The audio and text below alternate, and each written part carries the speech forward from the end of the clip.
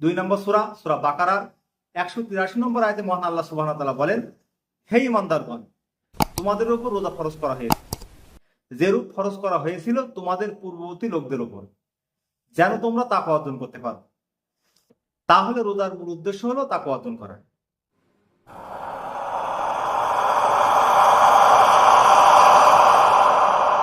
আলহামদুলিল্লাহ, আলহামদুলিল্লাহি রাব্বিল আলামিন, নাহমাদুহু ওয়া নুসাল্লি আলা রাসূলিহিল কারীম ওয়া আলা আলিহি ওয়া সাহবিহি আজমাইন, আম্মা বাদ।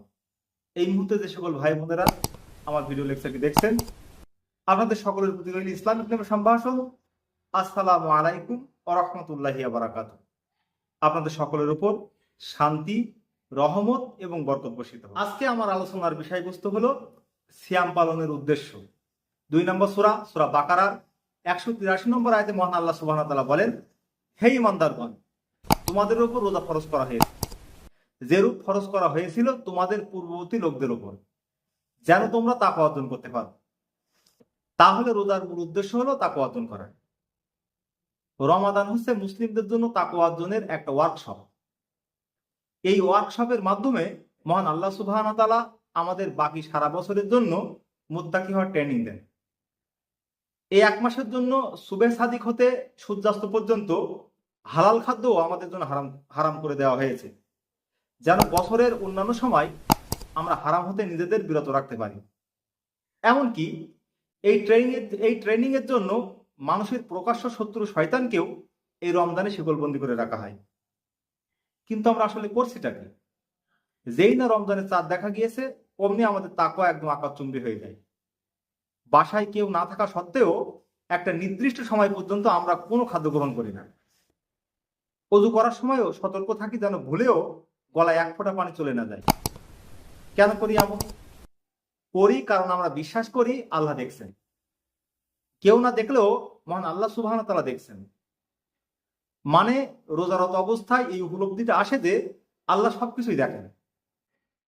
তাহলে সারা বছর পাপ করার সময় এই উপলব্ধিটা কোথায় থাকে? সারা বছর কি আল্লাহ দেখেন?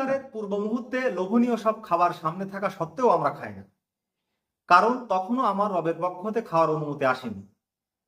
মাগরিবের আযানের সাথে সাথে খাওয়ার অনুমতি পাওয়ার পর আমরা খাদ্য গ্রহণ শুরু করি। রমজানে যদি আমরা আল্লাহর অনুমোদিত সময়সীমা শুরু না হওয়া ব্যতীত চোখের সামনে থাকা হালাল খাদ্য গ্রহণ না করি, তাহলে সারা বছর আল্লাহর অননুমোদিত হারাম কাজগুলো করার দুঃসাহস কিভাবে দেখায়? রমজানে সারাদিন ক্ষুধার্ত থেকেও রাত্রিবেলা 20 রাকাতের নফল নামাজ পড়ে ফেলি, সেহরিতে উঠে তাহাজ্জুদ নামাজ পড়ে ফেলি, আর রমজান চলে গেলে ফরজ নামাজও পড়া হয়ে ওঠে না। রমজানে ধুমধাম করে কোরআন খতম করা হয়, কিন্তু বছরের বাকি সময়ে কোরআনের উপর ধুলো পড়ে যায়। রমজানের চাঁদ দেখা দেওয়ার সাথে সাথে আমাদের তাকওয়া একেবারে সর্বোচ্চ সীমায় উঠে যায়। আর যেই না রমজান শেষে শাওয়াল মাসের চাঁদ দেখা যায়, অমনি আমাদের তাকওয়া একেবারে নিচে নেমে যায়। সারা রমজানে অর্জিত সব ঈদের দিনই যেন সম্পূর্ণ খরচ। চাঁদ রাতে মেহেদি দিতে দিতে ঈশা রক্ত শেষ, অনেক রাত পর্যন্ত গল্পগুজব করতে করতে ঈদের দিনের ফজর শেষ। কিন্তু ঈদের নফল নামাজ অত্যন্ত যত্নের সহিত পড়া হয়। বাৎসরিক নামাজ, সাপ্তাহিক নামাজের বেলায় আমরা আবার অত্যন্ত সচেতন। ঈদের দিন দুপুরে স্পেশাল খাওয়া দাওয়া করতে করতে জোহরের রক্ত শেষ। ঈদের দিন বিকেলে ঘুরতে গিয়ে কিংবা ঘুমিয়ে আসর মাগরিব শেষ। রাতের বেলা ঈদ অনুষ্ঠান দেখতে দেখতে ঈশাও শেষ। এভাবে 5 ওয়াক্ত সালাত পড়ার অভ্যাসও শেষ। গান বাজনা, ঈদ স্পেশাল মুভি নাটক দেখতে দেখতে হারাম বিধি চলাও শেষ। And the cycle repeats the next day and back to the normal daily life for the rest 11 months. যেখানে 5 ওয়াক্ত ফরজ সালাত পড়াই মহাজুর।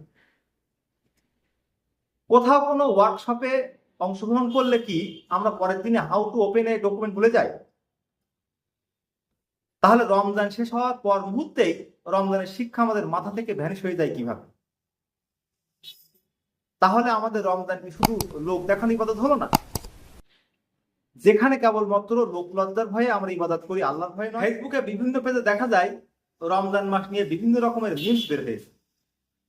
সাহারি পর্যন্ত কথা বলার মানুষ চাই, পয়লা বৈশাখে পান্তা ইলিশ দিয়ে সাহারি করা, রোজা রেখে কোড ল্যাঙ্গুয়েজে গালি দেওয়া, রোজার সময়টুকু ঝগড়া জমিয়ে রাখে ইফতারের পরে ফেরত দেওয়া। কেউ গীবত শুরু করলি, না দোস্ত রোজা আছি বলা। মিথ্যা বলতে নিলে, না দোস্ত রোজায় মিথ্যা বলা যাবে না বলা। 1 মাসের জন্য বয়ফ্রেন্ড গার্লফ্রেন্ড ব্রেকআপ করা, ইত্যাদি ইত্যাদি। এগুলো হলো শুধু রমজানের দিনগুলোর ওই 12 থেকে 14 ঘন্টায় হারাম। আর সারা বছর কি হালাল? এই সকল কাজকর্ম যা রমজান মাসে হারাম, সারা বছর হারাম। আলহামদুলিল্লাহ, অনেকেই এই রমজানে নিজেদের সংশোধন করার চেষ্টা করছে, কিন্তু এই সংশোধনের প্রয়াস যেন তাসের ঘরের মতো শুধু চাঁদ রাত পর্যন্ত সীমাবদ্ধ না থাকে, বাকি সারা জীবনের জন্য স্থায়ী হয়। 3 নম্বর সূরা, সূরা আল ইমরানের 102 নম্বর আয়াতে মহান আল্লাহ সুবহানাহু ওয়া তাআলা বলেন, হে বিশ্বাস স্থাপনকারীগণ, তোমরা আল্লাহকে ভয় করো যেমন ভাবে করা উচিত, এবং তোমরা মুসলিম না হয়ে মৃত্যুবরণ করো না। অর্থাৎ আমাদের মুসলিম হয়েই মরতে হবে। এই মুসলিম শুধু নামে মুসলিম নয়, আমরা মুসলিম হব কথায়, কাজকর্মে, পোশাকে, আচরণে। যেন মুসলিম কিনা জানতে কারো পূর্ণ নাম জানা না লাগে। মহান আল্লাহ সুবহানাহু ওয়া তাআলা আমাদের সকলকে সিয়ামের মূল উদ্দেশ্য পূরণ করার তৌফিক দান করুন। আমিন।